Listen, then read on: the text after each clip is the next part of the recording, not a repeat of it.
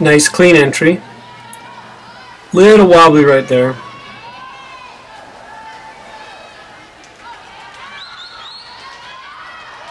Okay, look at your arms. They're pushing a lot of water.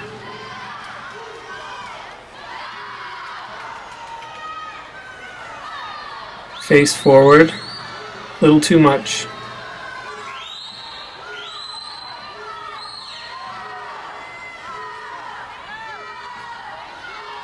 Nice extension.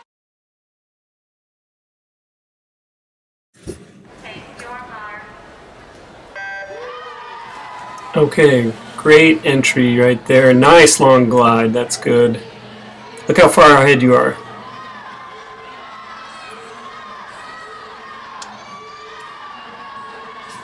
Okay, when you come off this turn here, you're pretty shallow and pretty flat. See that wave?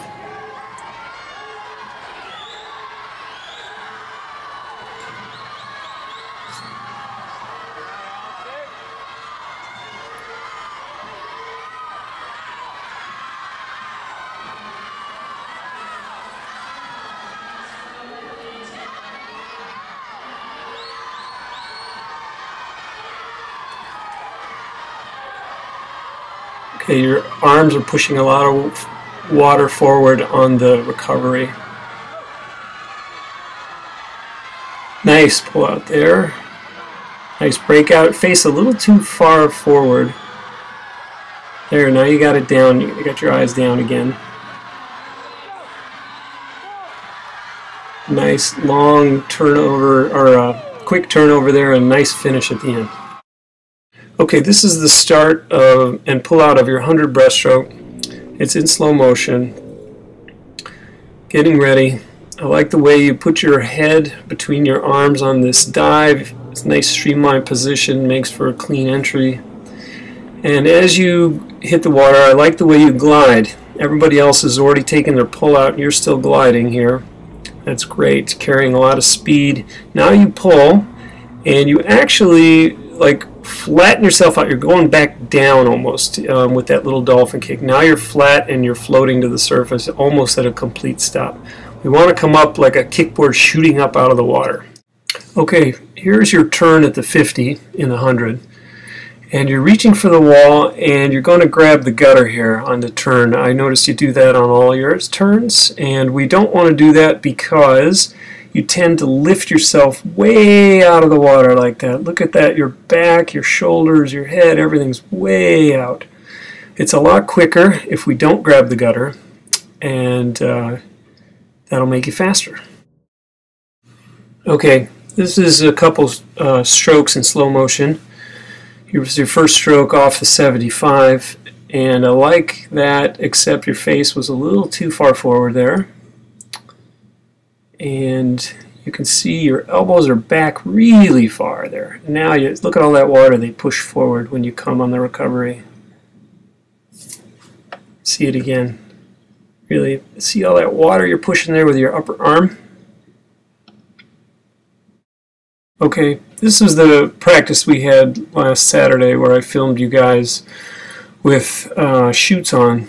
And what I like about this is that you're keeping that stroke out front short and you get a little bit more of a dolphin action. It's really hard with a chute on, but you'll notice that your elbows are not coming past your shoulders. It's good. A little bit there though. Okay, so now you've got zoomers and paddles on, and just look at how much you glide and how your eyes are down at your paddles, and you're using that dolphin action, and it just looks beautiful and fast.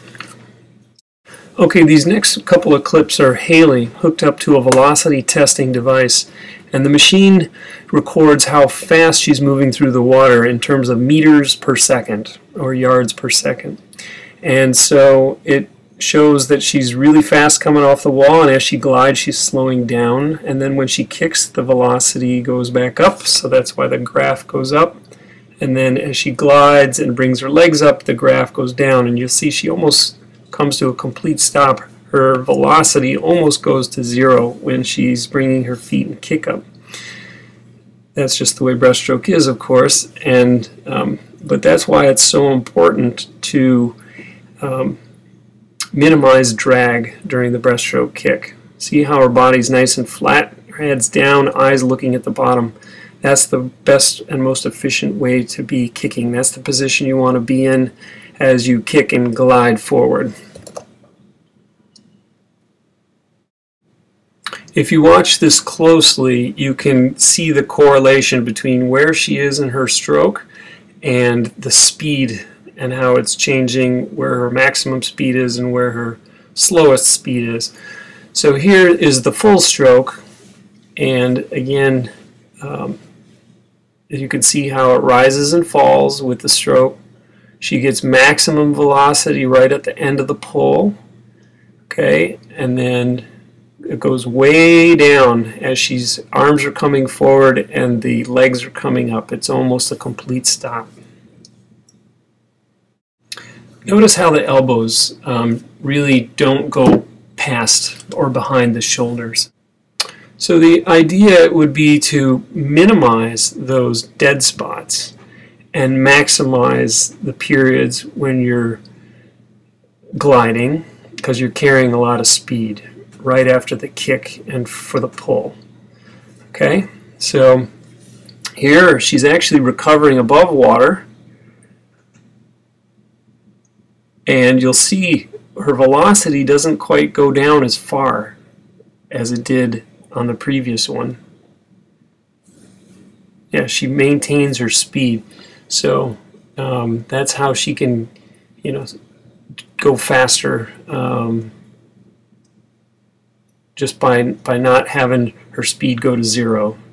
Right, so if you can carry a little speed through that bottom of the graph there every time, you're going to be faster in the long run. That's why we want you to recover with your hands above the water so you're not pushing water. And now for a little fun.